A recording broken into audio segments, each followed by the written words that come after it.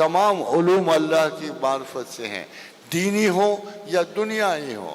سب سے بڑا ظلم یہ ہوا کہ ہم نے دنیاوی علوم کو مؤخر کر دیا دینی علوم کی خاطر، حالانکہ تمام علم خدا کی طرف سے ہے، تمام اطلاع خدا کی طرف سے ہے، تمام زندگی کا اول و آخر خدا کی طرف سے ہے، تمام سائنسز اللہ کی طرف سے ہے۔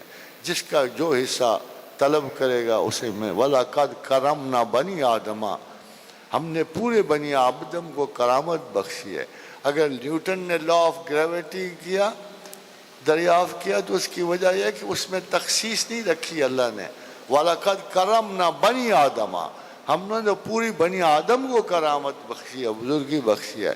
اگر وہ 12 سال کے بعد لا آف گریویٹی کا مالک ہو گیا، اور اگر 8 سال کی کشمکش کے بعد جو ہے فلیمنگ جو ہے اس نے پیلسرین دریافت کر لی، تو یہ ساری باتیں اللہ کی طرف سے تھیں۔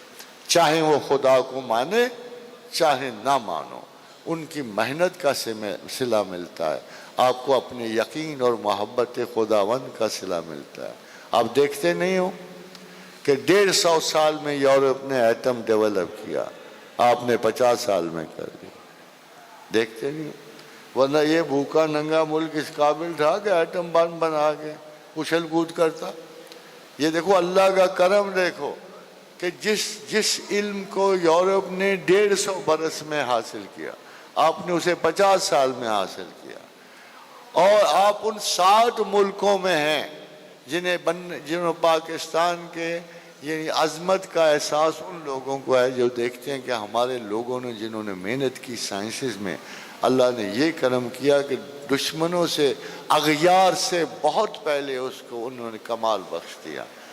May Allah also bless us، اللہ تعالیٰ ہم پہ کرم فرمائے، اور آپ خلوص و محبت سے خداوند کریم ہمیں یہ ضرورت بخشے کہ اللہم منزل الکتاب و مجری السحاب و احزم الاحزاب آزہم منصرنا علیہم عند لقاء العدو، اللہم اعنا علی ذکرک و شکرک و حسن عبادتک، اللہم آسن عاقبتنا فی الامور کلہا و اجرنا من خزی الدنیا و عذاب الآخرہ، اللہم انا نسألک العفو والعافیۃ، اللہم انا اعوذ بک من البرص والجنون والجذام وسیء الاسقام، اللہم انا نعوذ بک من شرورہم و نعوذ بک فی نحورہم، اللہم اجعل اوسع رزقک علی عند کبر سنی و انقطاع عمری، اللہم صلی علی محمد وعلی آل محمد وبارک۔ اللہ ہمارے حکمرانوں کو بھی عقل نصیب فرمائے،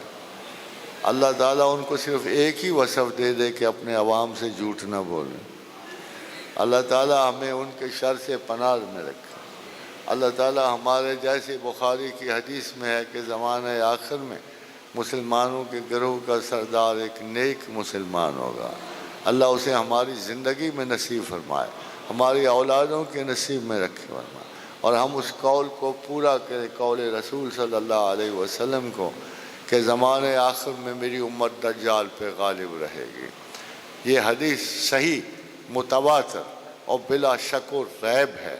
اللہ تعالی ہمیں اس گروہ میں شامل کرے جو دجال کے خلاف ہو، اس کے خلاف جد و جہد کرے۔ ہماری میراث فتح ہے، شکست نہیں ہے۔ ہمارے بزرگوں کی میراث فتح ہے، شکست نہیں ہے۔ ہم لڑنے نہیں مرنے جاتے ہیں، انڈرسٹینڈ؟ ہم اپنے فوجیوں کو غازی اور شہید سمجھتے ہیں، فوج نہیں سمجھتے، جرنیل نہیں سمجھتے۔ اللہ ان کو بھی خیر و عافیت کی توفیق دے۔ اللہ ہمارے ملک کی ملکیت کی ہمیں احساس بخشے۔ ہم یہاں مسافر نہیں ہیں، ہم اس مقام سے دنیا کو ایک نئے سبق دینے آئے ہیں۔